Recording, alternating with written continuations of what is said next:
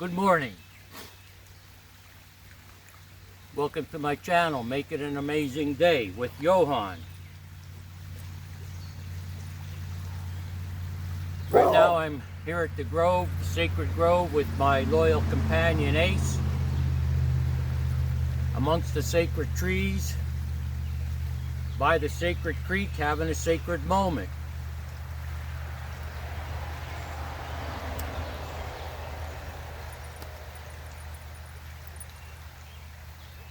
Let's talk about emotional hangovers. Emotional hangovers.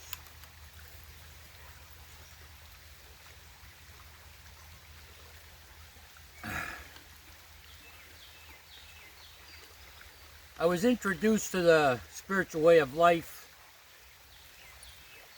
in April of 1988 through the 12-step program of AA.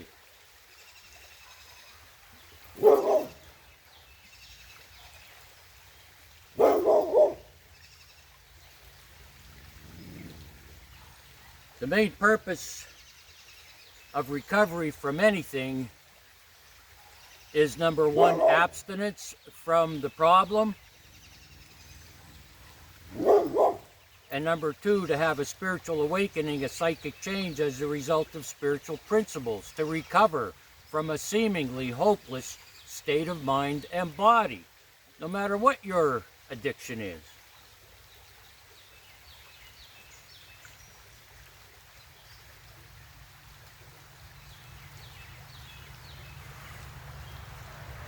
One of those steps is step 10. Continue to take personal inventory, and when we were wrong, promptly admitted it. There's more to it than that, because there's 9 previous steps and then steps 11 and 12. And I always say that the 12-step program gives new meaning to the term 2 steps forward, 1 step backwards. You follow me? What are emotional hangovers?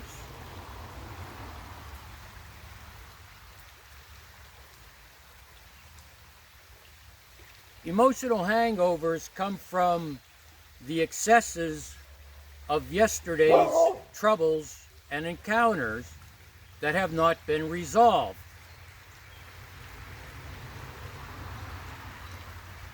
Yesterday's encounters and the excesses of stress and anxiety,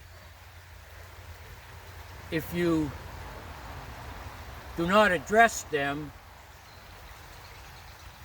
continue the next day when you wake up. It's like a hangover from drinking. It's like a hangover from eating too much food. It's like a hangover from gambling.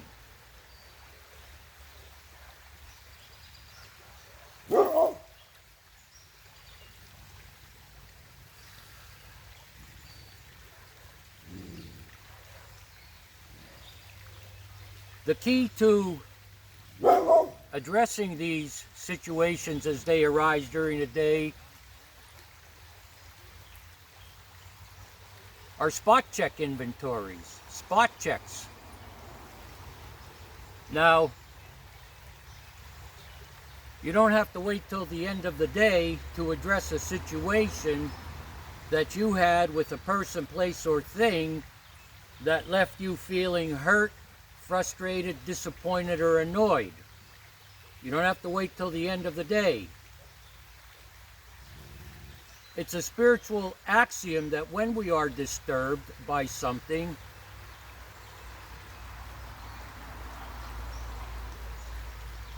the problem is our problem. In other words, it's a spiritual axiom that when we are disturbed, there's something wrong with us. That's the first key.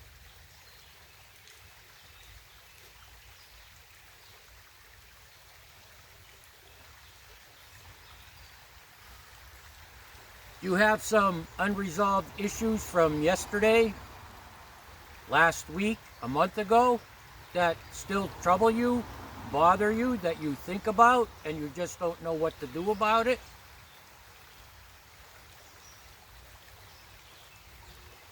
And if you're the type to hold resentments from months, years, decades ago, that emotional hangover will kill you. It will kill you.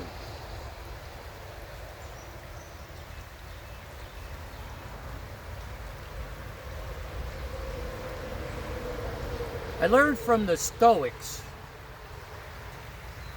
that when we wake up and we go through our day, at any point in time we could be hurt, frustrated, disappointed, or annoyed by a person, place, or thing. At any time of the day this could happen. Does that mean that people are doing this on purpose? No. Some may, but in most cases, that's just the process of life as you go through the day. You get hurt, frustrated, disappointed, or annoyed by something that was said, or you went into this encounter with a person, place, or thing with an idea that it was going to go a certain way, and it didn't go that way. So you got hurt, frustrated, disappointed, or annoyed.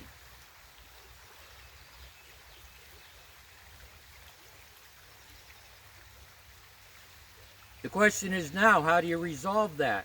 How do you resolve that issue?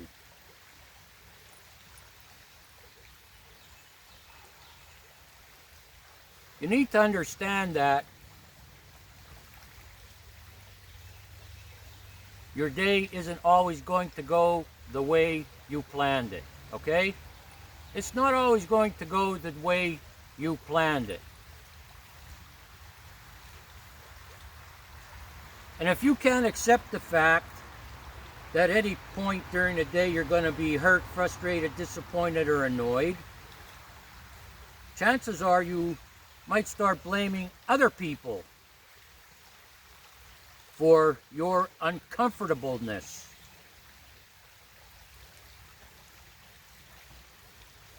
When the truth is, it just didn't go as planned. You understand?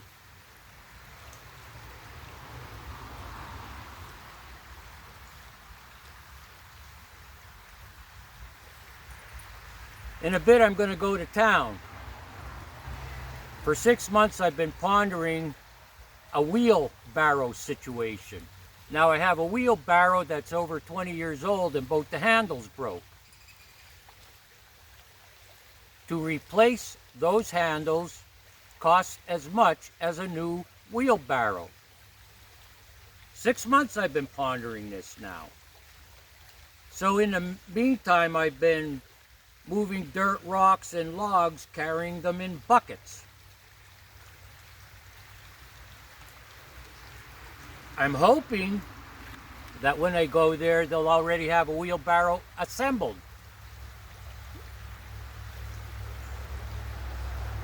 However, I totally understand that they may not sell wheelbarrows assembled, and I may have to assemble it. Now I'll be 66 in August. 30, 40 years ago, I wouldn't care if I had to assemble a wheelbarrow. But I got a lot of aches and pains. I'd rather not do it. So I'm already prepared for the unexpected. Well, it's not unexpected if I've assessed the situation and come to a conclusion. I may be able to purchase a wheelbarrow assembled, or I might have to assemble it myself. The town I'm going to sometimes has a lot of traffic problems, so I'm expecting that as well. Traffic.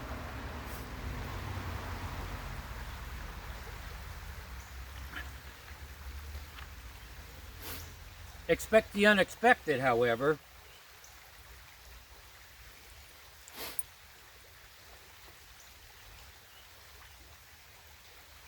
if you're a balanced person and you go into this store and they don't have wheelbarrows assembled, if you're not a balanced person, you might take it out on the person behind the counter. All because you wanted it your way. Ever hear that saying, my way or the highway?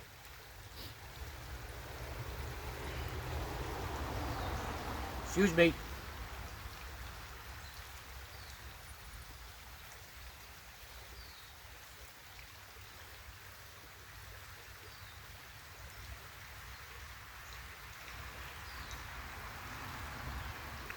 If you're a religious person and you know Scripture, Scripture tells you, don't let the sun set on your anger, which is appropriate for this discussion.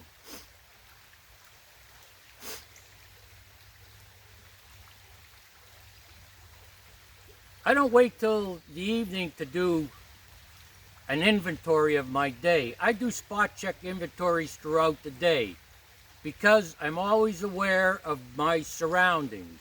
I'm in the now. I'm not in the past. I'm not in the future. Neither of them are here anymore or here yet. Understand? So I'm not burdened by resentments from a week, a month, a year ago. I've done my morning meditation, sat in silence for 5 to 10 minutes, let my thoughts flow, collected my thoughts, got an idea of what I plan to do today, and then I got my dog and we hopped in a van and came down here to the Sacred Grove for more meditation and to make this video about emotional hangovers.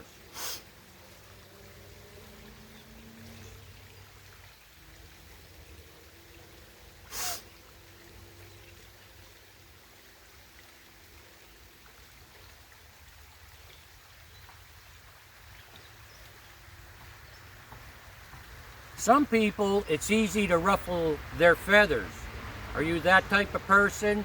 You get easily upset, easily anxious when people don't do things the way you want them to do, or when things don't go the way you planned.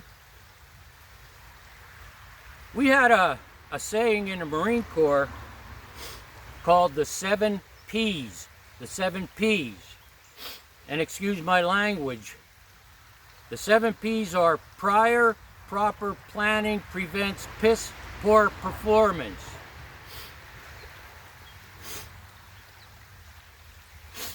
Prior proper planning.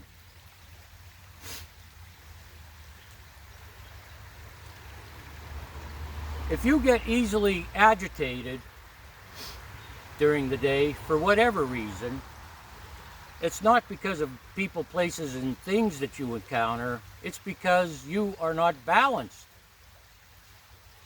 And you don't understand the scope of everyday life. And maybe you're the type of person that doesn't take responsibility for your actions, so you blame other people. Or even worse, you have a victim mentality. Why does this always happen to me? Why does this always happen to me? Guess what? Next time you have a situation that something didn't go as planned and you think, why did this happen to me? I want you to understand that there are about 7 billion people or more in this world, and that same situation that you're in probably happened to 10, 20, 30, 40 million other people today. It's not just you.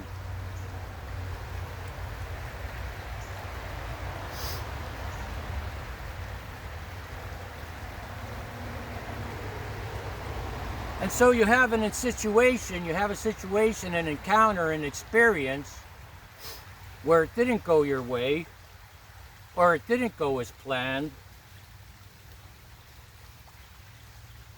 If you can't look at that in a mature way, if you can't look at it from a spiritual anger, You'll keep that inside of you. And every time these situations happen, you'll put them in a file in the subconscious. I've learned this from neuroscience. All these events go into a file. Are you following me? And this is what neuroscience has taught me. When you encounter an unpleasant event, whether it's of your making or someone else's, every time you have an uncomfortable, unpleasant experience, in the back of your mind, the subconscious, a file gets pulled out,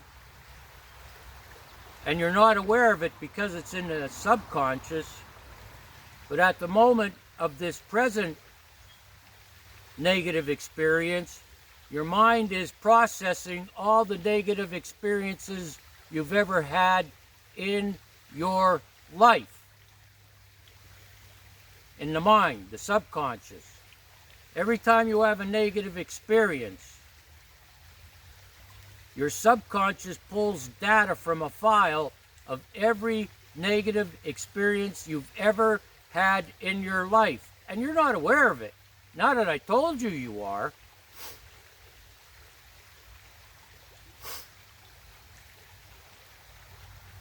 This is why people with no balance flip out, overreact,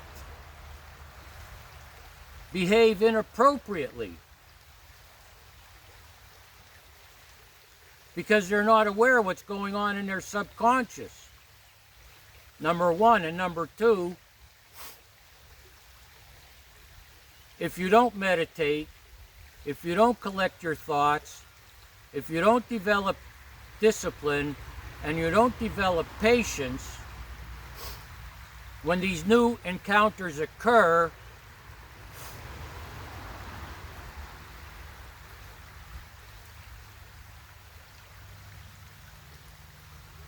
you'll act like a little child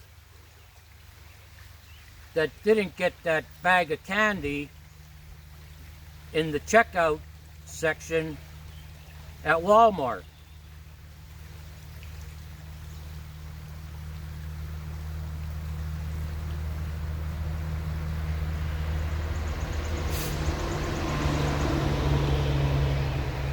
So in closing, when these situations of the day aren't resolved, you carry them through to the next day, and now you have more challenges. Are you picking up what I'm putting down? If you have an encounter with a person during the day, and at the time you realize, well, I shouldn't have said that or done that, then make amends to that person. Apologize for your behavior.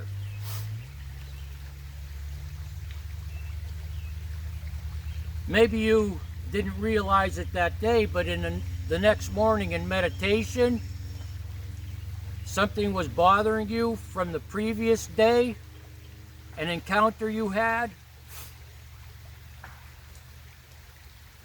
Make an honest assessment of it, and if your behavior was inappropriate, make it right.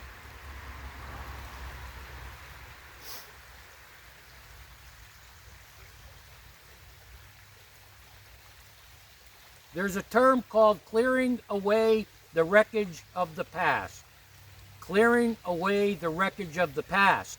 The past is yesterday, a week ago, a month ago. Like I said, if you're holding resentments from something that happened weeks, months, years ago,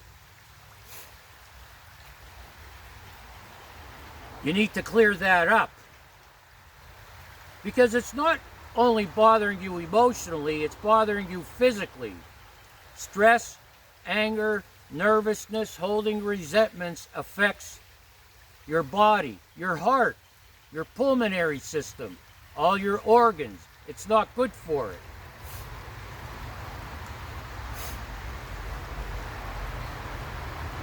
You don't have to be a recovering from an addiction to look at the 12 steps of a 12-step program. The 12-step program, those 12 steps, it's written in the foreword of the AA book, 12 Steps and 12 Traditions. Those 12 steps were taken from the medical societies, from religion, and from their own experience. When I say religion, that includes spiritual paths: Buddhism, Taoism, Sufism, Confucianism.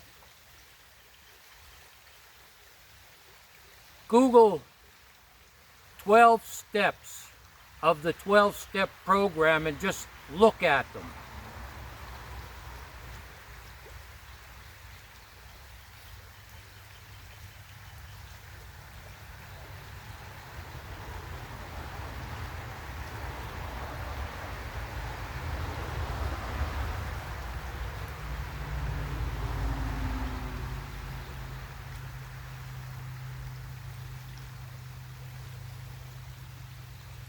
Three principles I live by every day.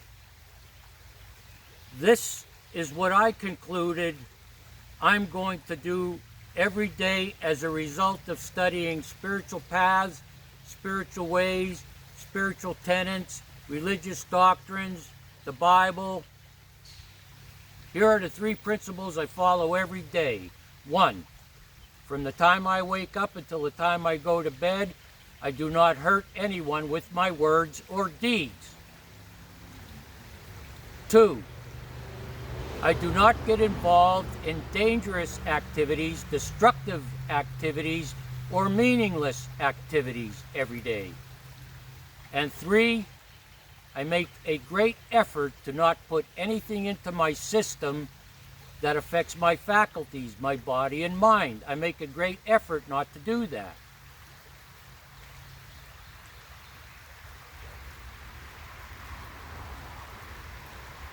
And that's my guide at the end of the day. If I'm not feeling myself at the end of the day, I can ask myself, 1, did I hurt anyone with my words or deeds? Did I? 2, did I engage in activities that were destructive? That were meaningless? Was I watching TV all day, the news? Ask yourself that. Do you play video games all day and ignore your family? Are you addicted to pornography? Do you overeat? I'm not talking about a person with a problem in their body that overeats. I'm talking about a person that self-medicates with food because they're troubled.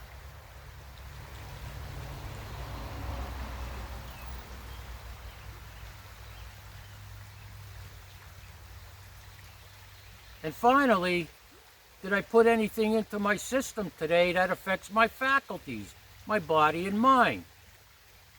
If I'm coughing at the end of the day, it's because I smoked cigarettes.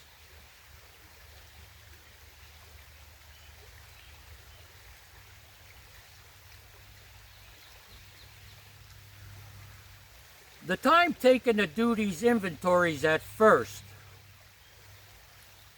is a challenge and may seem like a lot. But once this routine is grooved, put in place, the time it takes won't be a lot. And it will improve your quality of life. You will be happier.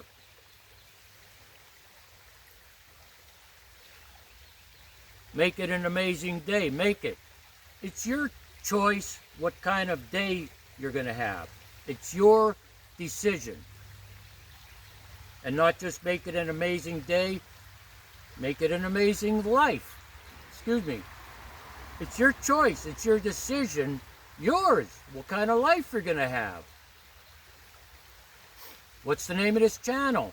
Make it an amazing day with Johan, and make it is in capital letters. Make it. You make it. Make it an amazing day and have a good one. Thank you for watching. Thank you for subscribing. I'll see you in the next video.